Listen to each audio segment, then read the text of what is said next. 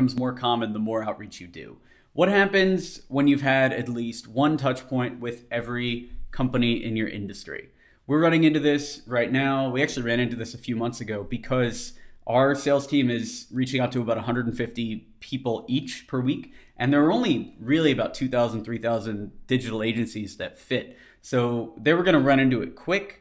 You've probably seen this in your cold email outreach to your industry. And in this video, I'm going to run through 3 things you can do to keep that ball rolling without having to change markets. Basically, how do you keep your cold email campaigns relevant? How do you keep making sales when you've touched everybody in your entire industry? Let's jump into it. So the first thing you should do is ask for feedback from the people that have responded no.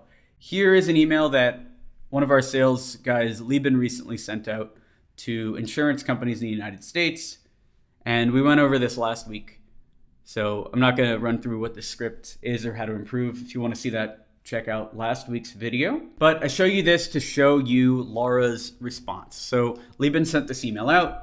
Laura responded, "A phone call certainly should have made it through. It's unfortunate you had trouble. I'll pass at this time." So standard non-interested response. And you probably have hundreds of these if you've been reaching out with any regularity. Now, here's what we do when we get this. So we did some light research on the insurance company, and we found out that they were a small Florida-based firm who was working with this other company called Confluency, which for insurance companies, apparently they build insurance company websites. And we found this because at the bottom of their site, this company's site said built by or powered by Confluency. So we wrote this simple email to Laura. So, "Hey Laura, no worries. Would you mind giving some feedback for why you passed? Happy with Confluency?" And Laura got back almost immediately. And she said, "Hi, Berman. Quite frankly, I found your initial, I couldn't get through by phone, an odd approach.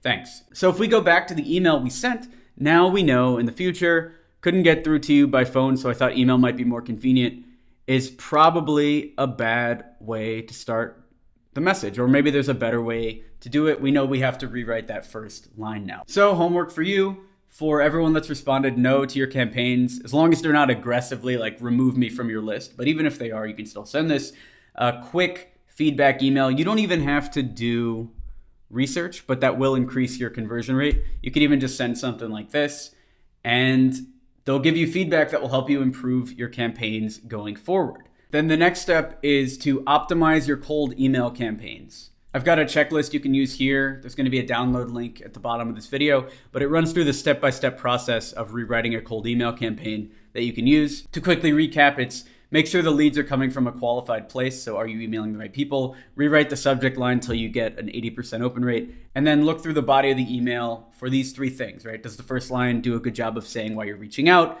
Does the middle give value and background in an appealing manner? And 3, does the email end in a question mark and have next steps? There are even some benchline stats in this doc that you can check out, to see if your open rate and response rate is good or if you need to keep improving. And if you're having trouble figuring out what to put into the subject line or what to put in the body of the email, this is where the feedback is really going to help. And then sending the emails out in batches to 50 or 100 people. And then the next logical question from there is, what 50 to 100 people if you've already touched everyone in your industry? And that brings us to point number 3, which is target different titles in the same company. Let's say you have 1,000 leads, 1,000 companies total worth contacting in your industry.